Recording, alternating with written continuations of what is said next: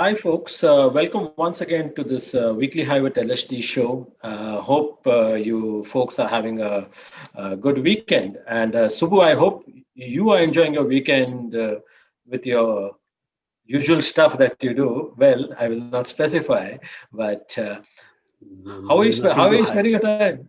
Nothing to hide there. Yeah, I mean, actually, there is no concept of weekend these days, right? I mean, every day That's is a true. weekday, every day is a weekend. So, yeah, one kind of tries to keep oneself amused, Yeah. and but yeah, it's been a fairly interesting week because we had a probably a case study which I think generations of marketing students are going to watch and read Uh-huh. about as to how a US multinational company shot itself in the foot, when WhatsApp did what it did, right? I mean, I can't wrap my head around it. I mean, honestly, uh, what were they trying? I mean, were they trying to do a favor to Elon Musk, or were they trying to show something to the US government?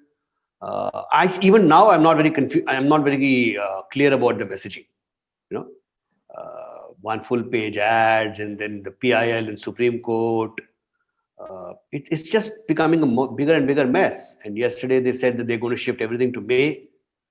Uh, I mean, is it for real? Really? Yeah, and people are already moving to Signal and all for their personal kind of stuff. I think there are a lot of tweets by. I am moved.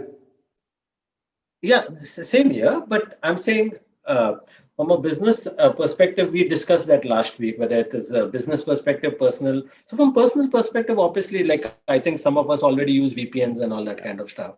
So from privacy point of view, those who want to take care of them, mask their IP address, from a privacy and security perspective, we already take these steps. But what is puzzling me, or not puzzling me, it's a little of a kind of a chicken and egg situation. One is the trust issue. When Facebook had announced that it will be integrating it with WhatsApp and Instagram, so there was quite a few, it was quite a heads up. Everybody knew that this will pan out in this particular fashion. WhatsApp has gone like out of the way to explain it and all those kind of huge advertisements that we have out there. It's not cutting much ice with public because basically it's a But trust why issue. did they not simply send a message to all the users of WhatsApp for business only? Why did they have to make a global broadcast message, which ended up confusing everybody around? Including my wife, who said that, are they going to read my message? I said, how does it make a difference? Even if they do, right? So I'm not very sure as to who thought this through, if at all anybody did think it through. A little complex. Secondly, it's a classic case of, I don't want to sound very harsh, but it's a classic case of lousy communication. Absolutely. Absolutely lousy communication. I mean, first you tell people something, then you make them confused, then they all leave and go into Signal and Telegram and what have you, and then you take out full page ads saying that no, this is not, that's not what we meant, and the ad itself is equally more confusing, right? I mean, all that they had to do was simply put out an ad saying that your personal chats are, private, period, and this communication is only for WhatsApp for business. That's all they had to do. Coming out with a full page ad, putting so many words out there, the I don't know who approved the copy. And it looks like a legal document out there. It's like as if That's you're what I'm fighting a saying. legal case. I mean, you don't have to do that with Who consumers. I approved the mean, copy? I mean, what is the advertising agency doing? What is the marketing communication department doing? That's why I said that this is going to be a classic test study, a case study for students as to how not to communicate. I have yeah, seen and horrible communications in the past, but this is exactly. really. And no, they did not. For me, when I read that, I think they weren't addressing the trust issue. But basically, it was a trust issue. It's not. I mean, you're losing your first mover's advantage very clearly with a trust Yeah. issue. Like, uh, look at it like yesterday I had to do a transaction, a payment transaction. Somebody said use Google Pay. I did not think twice. I said, okay, fine, because it's a UPI kind of thing. I have a little of a trust in the kind of UPI. Rightly or wrongly or Wrongly, misplaced, yeah. that's a different issue altogether. But UPI seems it's connecting directly to my bank account, yet I was okay with the UPI ID stuff. I did the payment, but after that, again, the entire thing, my antenna went up. I uninstalled. So I just do that. I know it restricts my payment options, but yes, I'm fine with that. And so I'm just saying it's basically I think they need to address the trust issue out here. So that's my See, that is take. something that I think all of these guys have to do, Exactly. because the trust issues become so paramount. The good thing going for them is there are not too many alternatives. Yeah. Okay, for the moment there are Okay. not too many alternatives, right? But as and when you start getting alternatives around, there is going to be a massive pushback from the consumers, you know and like I said, I keep saying again and again that it is not the question of whether you are reading my content or not. I'm assuming that you are in any case. Hmm. Okay. Question is, are you giving it away and making money on it? All right. Now that bothers people a lot. Okay. And these guys have not come around and said yes or no. Nobody's giving a clear answer. And the PIL that has been filed in Supreme Court by one of the guys in India on the WhatsApp issue, I mean, that actually nails the point on its head. It's saying that, look, I mean, you are suddenly changing the entire rules of the game, and you are saying that either take it or leave it, kind of a thing.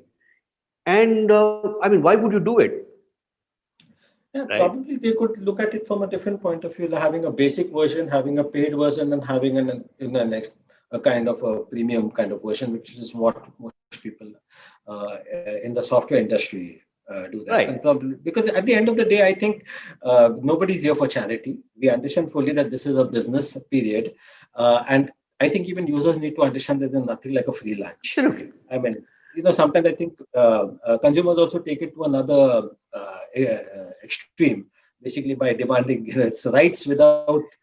It's karma, right? I mean, Yeah. it's you got them into it. You kept telling them that no, it's free for your life and nothing is going to happen and all that stuff. Well, there So are they telecom assume, yeah, operators also who do the same, and they have done it in the exactly, past. So, exactly. so we have had this. They have done it in the Yeah. past. They will do it in the They future. will do it in the future. So I think we need. Basically, it's caveat emptor also to a great extent. I think even users Exactly also the need point. to be aware. Which brings me, It is. to the second topic, which is a related topic. I know it's about a very well-known TV personality was gone on record, Nidhi Razdan. Uh, Yeah. I mean, on the one hand, it's clearly unfortunate that she had to go through whatever she went through, and Yeah. uh, yes, but when you look at it very dispassionately, you say, oh, how could she have done it? How could she have fallen for it? But it's not true. And because really fishing is getting very sophisticated. Probably, I mean, you track cybercrime very closely. I know that. And so the way I understand this particular instance, I mean, I'm not sort of highlighting or,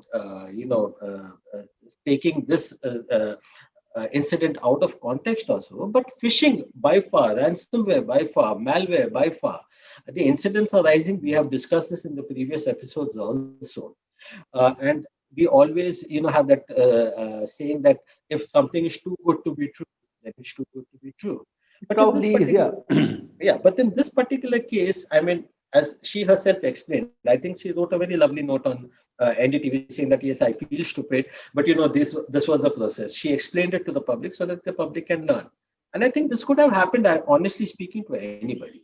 To anyone. I mean, look. I mean, today morning also she's tweeted saying that at the end of the day, if it boils down to the fact that I'm stupid, so be it. I'll take it on the chin. Now, see, this is not something which by any stretch of imagination makes somebody stupid. because the methods are so sophisticated. Yes. It is really like make believe. You actually believe that this is for real. It finally took Joshua Benton to actually put out a tweet saying Yeah. that we don't have We don't have a faculty. have a Yeah, faculty for the in. journalism in that particular. Right. So I think this is, see, it is a fact of human nature that the more things that you do with technology, the more crooks are out there. You know, the only thing that kind of uh, bothers me is that I hope there was not too much of monetary transaction made in Nidhi's case. That would be unfortunate. No, I So think in her case, she was supposed to have been given a salary. I mean, she was expecting a September salary from there. So, yeah, I mean, you know and this it's a is, I little mean, tough. I've just got since yesterday after I spoke to you, I've got a list of some 7 or 8 instances which has happened in the last week. you know Okay. Cybercrime, where it's a case of phishing, it's a case of malware. The problem is that, see, today also my question would be, okay, so what is going to be the end game? The people who did whatever they did to Nidhi Razan, is there an FIR that is being filed? Is it recognized as a crime? What is the investigation that is happening? See, everybody is focusing on the fact that this was this was a case of phishing. My point is, okay, so what is the next step? Yeah, what can you Is the do law about it? enforcement, yeah, is the law enforcement going to do anything about it? That there is no answer to that, and Well, frankly how do nobody. you trace? How do you trace the guys? Well, How? that is where your investigation and law enforcement has to come in very Yeah, strongly. but they have to be that savvy. For They instance, have to the be that point is like savvy. you have to understand how masking of. See, I know personally, I know of people in the cybercrime unit who are very, very savvy. I know it sort of contradicts the common kind of perception that we have of the government cells. But believe me, some people in the cybercrime unit are very, very tech savvy, and they really understand what masking means. They understand IP addresses, but simultaneously we do have to understand that this is a very difficult thing to trace. It's easier said than done because hackers are always one step ahead of. One step ahead, yes. Yeah. So, But see, that is a challenge, isn't it? I mean, even if you were to look at the ordinary crime, the criminal always thinks that he's one step ahead, yes. right? But there are, breadcrumbs which are there, right? The digital breadcrumbs have to be identified, and that itself is a challenge. And And I alert. completely agree with you. I mean, And you have to have that robust system in place already in place because I remember about I think it was 2016. I think so. Union Bank. They had a massive yep, scandal of about $170 million. Okay, this was a swift transfer. They had to reconcile it by the end of the year. It's a very sophisticated kind of process, but it was a simple kind of alert that came to the notice of these guys.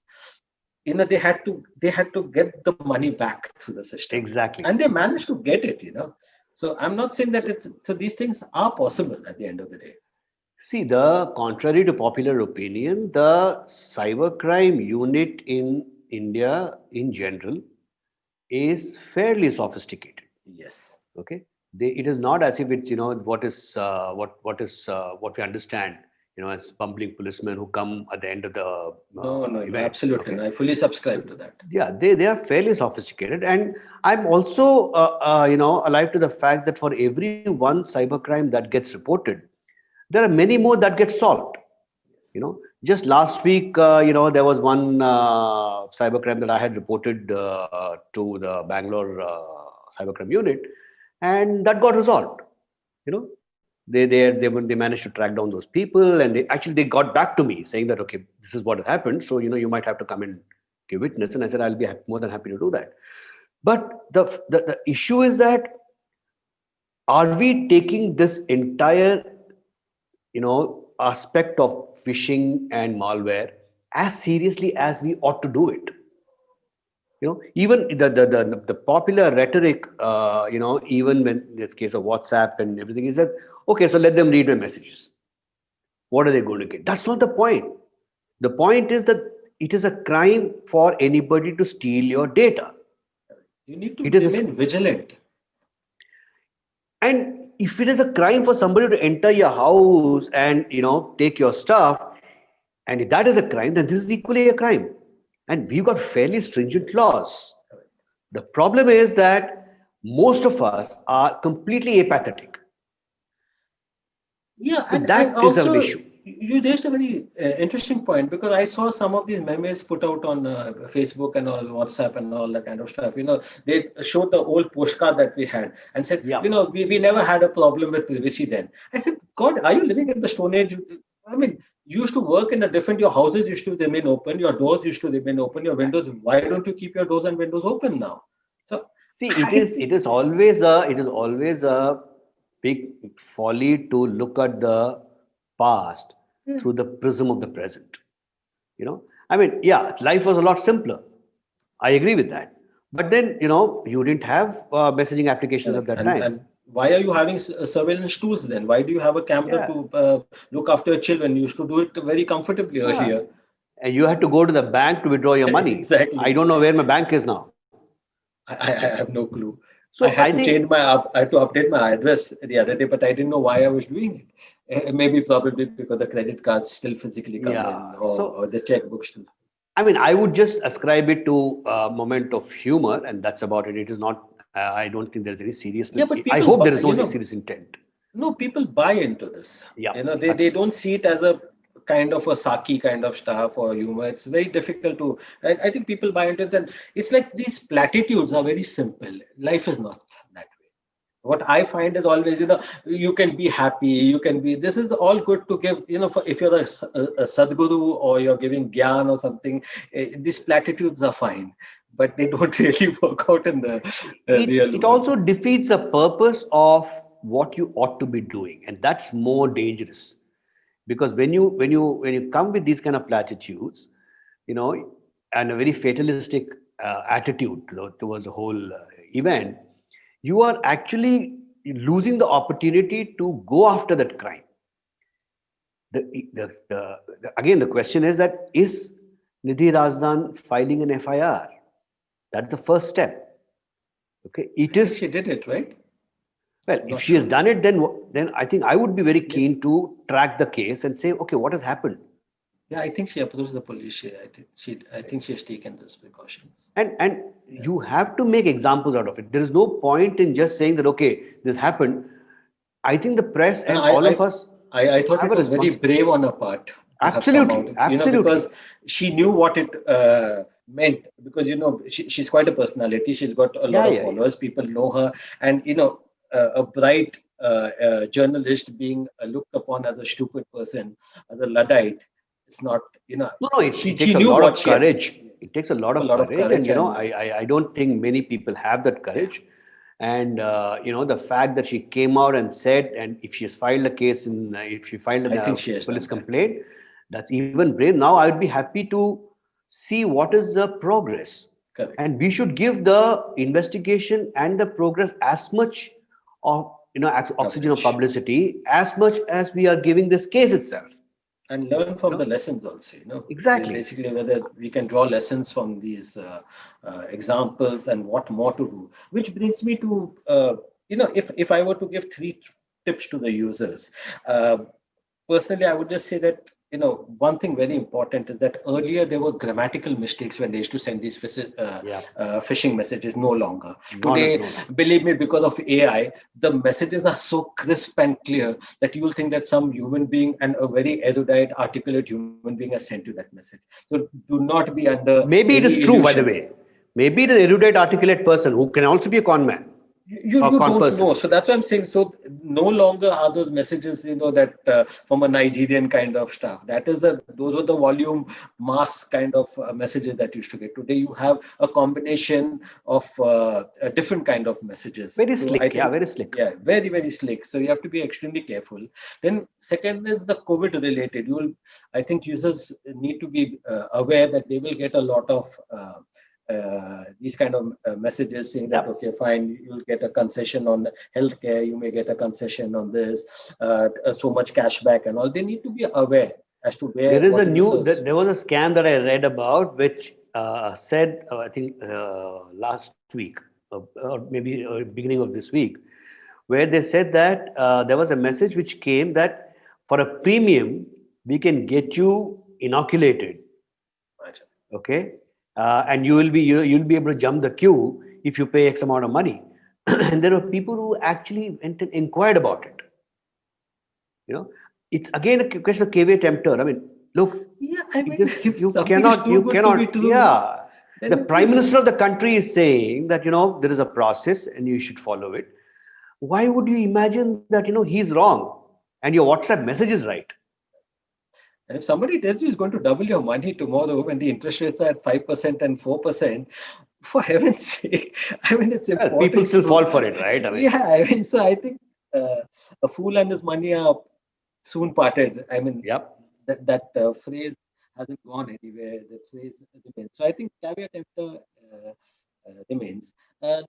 Moving to the other topic, the Indian something heartening that the Indian IT industry, but we expected that they posted good results. One is, I think, because of the INR thing. I think today One it's is a, almost yeah. like clearly the rupee benefits these guys, so their operating margins would have improved, and operating margins would have also improved because of the work from home Work from home kind of costs, stuff, yeah. the costs and The what made me very very what was very heartening was that HCL has now overtaken Wipro.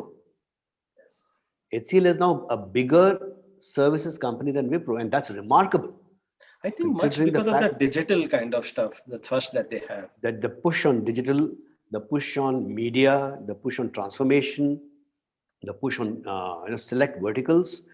I think considering the fact that they were late starters, they started a few years later than Wipro did. I think the engine of growth that they've been able to crank up has been really excellent. And people thought that once Shiv leaves, then there is going to be a bit of vacuum, but that's not happened at all. Both in the case of TCS and in case of HCL, the growth engine has kept chugging along, Correct. right? So Uh, that was a uh, very pleasing thing for me. by Not the that I way, don't like Wipro.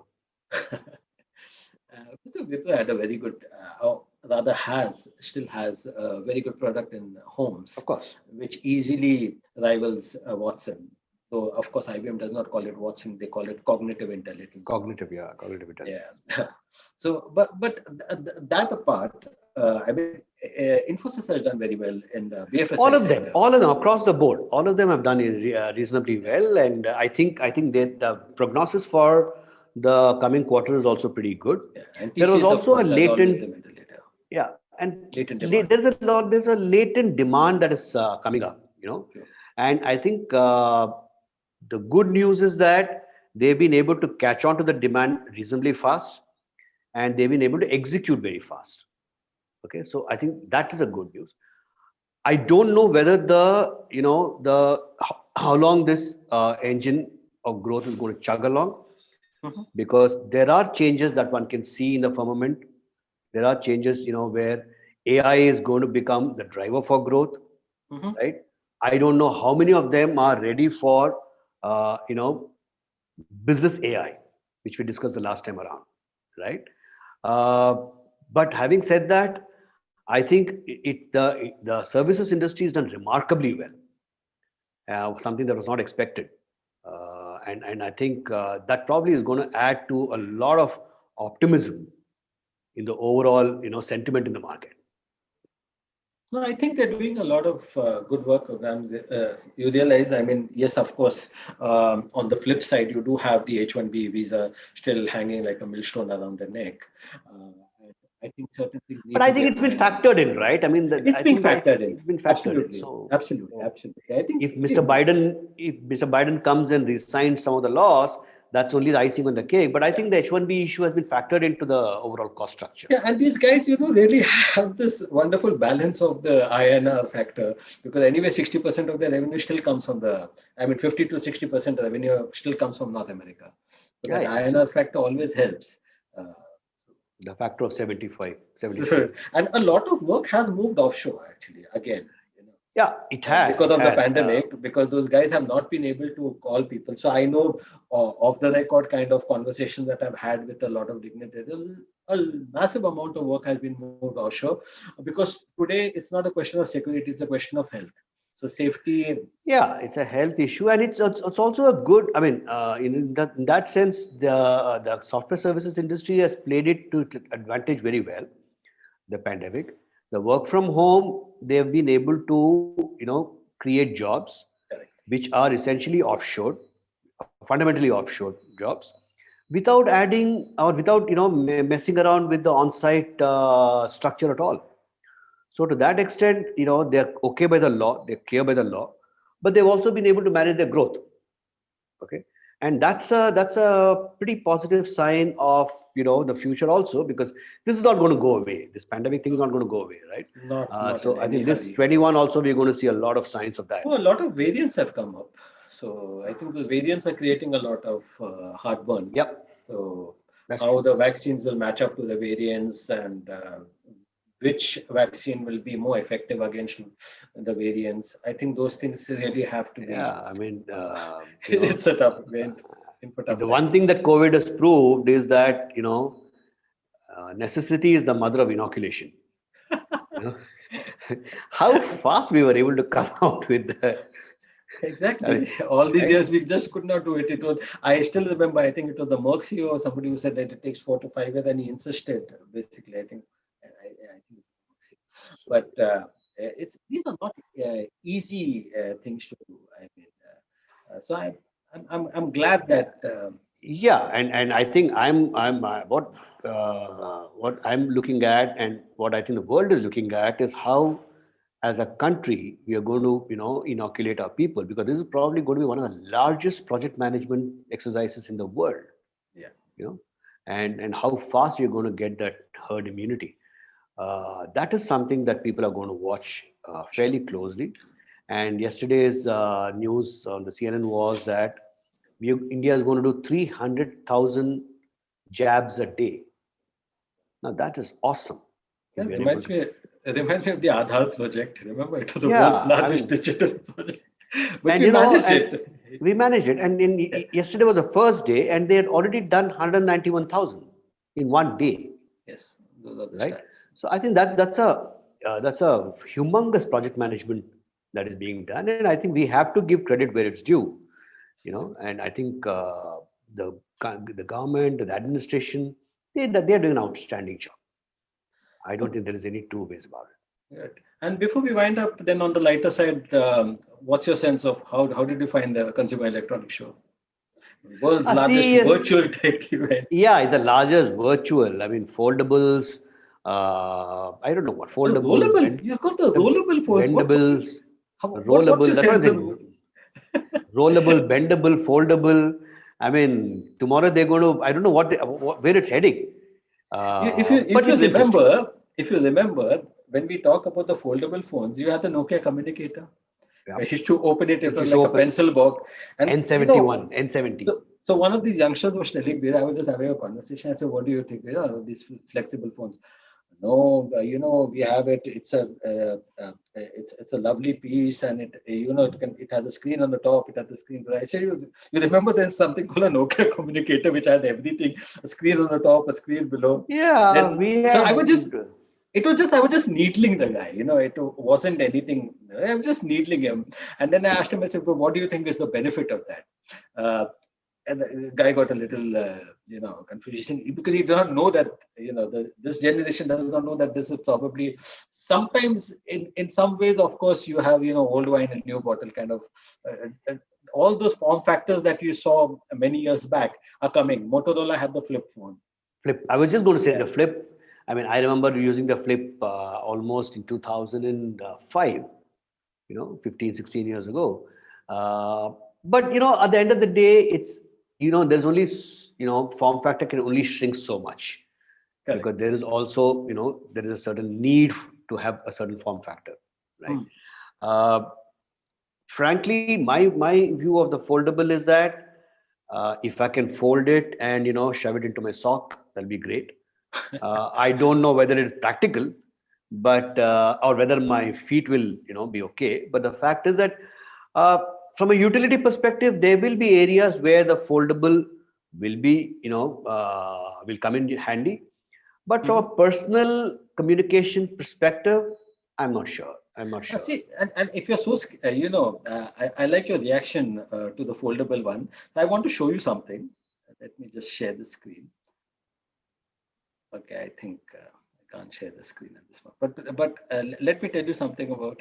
So what I liked about the CES part of it, one was the LG's rollable phones. Sure. Of course, then you had the graphic cards by NVIDIA and AMD. Both were competing with the RTX 3000 graphics card by NVIDIA, and then a Ryzen 5000 series of mobile processors by AMD. Mm-hmm. But the interesting is that LG has come out with a 42-inch OLED TV. So that's for the smaller screen. So that's the interesting part of it. I don't know whether you heard about Project Hazel, which is the world's smartest mask.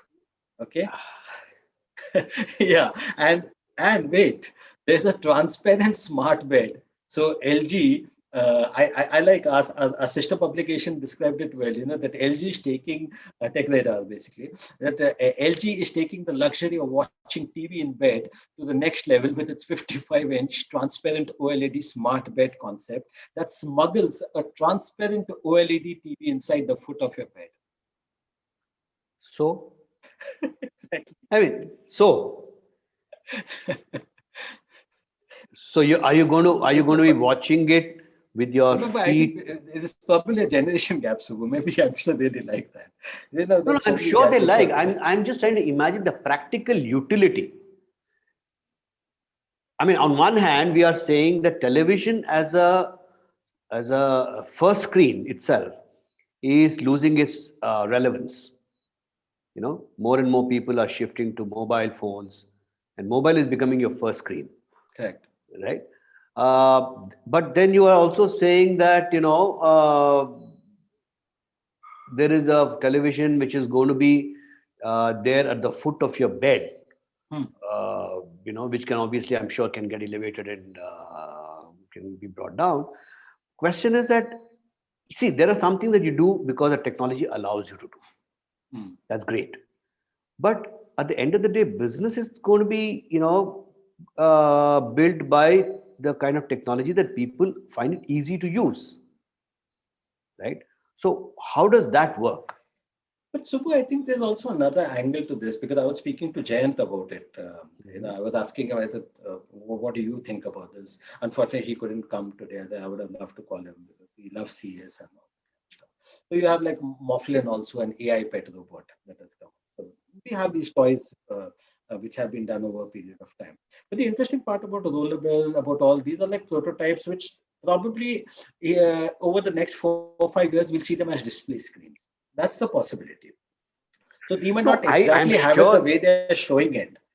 Correct. They show it as two cylinders with a roller out there in the video, if you have seen the video. But probably these are also, prototypes showing you that, okay, these are the kind of, given the kind of ambient computing that we are talking about, it is heralding the new age of ambient computing.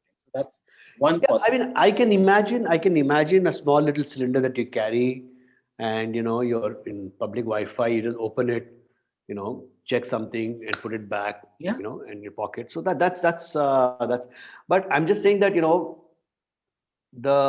these are technologies out there which are going to be coming into some kind of a commercial form, and by the time they come, I think the peace with practicality would have been made. But right now, I mean, CES is the world's largest show, and in terms of technology, it's awesome, and I used to attend CES fairly regularly. It's I quite was there awesome, last year, so it was pretty interesting. right? So I think, but I would be interested. See, one of the areas that I would be interested to see is the advancement in the battery technology, because today that is becoming one of the key drivers of a device selection. How long your battery lasts, right? How can you make it more and more longer lasting? Tesla, for example, earlier it used to be 350 kilometers. Now they're saying that it go up to 1,000 kilometers. Yeah. on a single So charge. a lot of stuff is happening out in the labs. Huh? They're checking out how these lithium-ion batteries will work, how the electrodes will work, how they can use. A lot of material science is being used out there. So Yeah, a lot of stuff is going on. So and I'm glad you brought up that point, because even the flexible kind of screens that you're using, one on the top, one on the bottom, they are doing it because, see, that's a marvel of engineering. I see it from that point of view, because if the power consumption is much lower than what you would have had in the Nokia communicator, for instance, previously. Because you would have had two screens drawing power from it would have just not been feasible. So these guys have done some very smart engineering out here. I thought that was pretty interesting. And of course, all said and done, I have almost like 30, 40 controls on my washing machine out there. I don't think I use even two or three out of them. exactly. So, like that's why I said. I mean, by the time they roll out the piece with the practicality would be made, and but this is exciting stuff. I mean, the way you're able to mold, bend, twist technology, the hardware, and not keep it as a static piece. That's an interesting concept to have, right? So, folks, you have it as we shared all the insights of the week. Basically, a lot of cybercrime, a lot of phishing happening, some good things in the IT industry, and Consumer Electronics Show showing you the future of technology. Hope you have a safe weekend. And please remember, caveat emptor. Bye, folks. Buyer beware.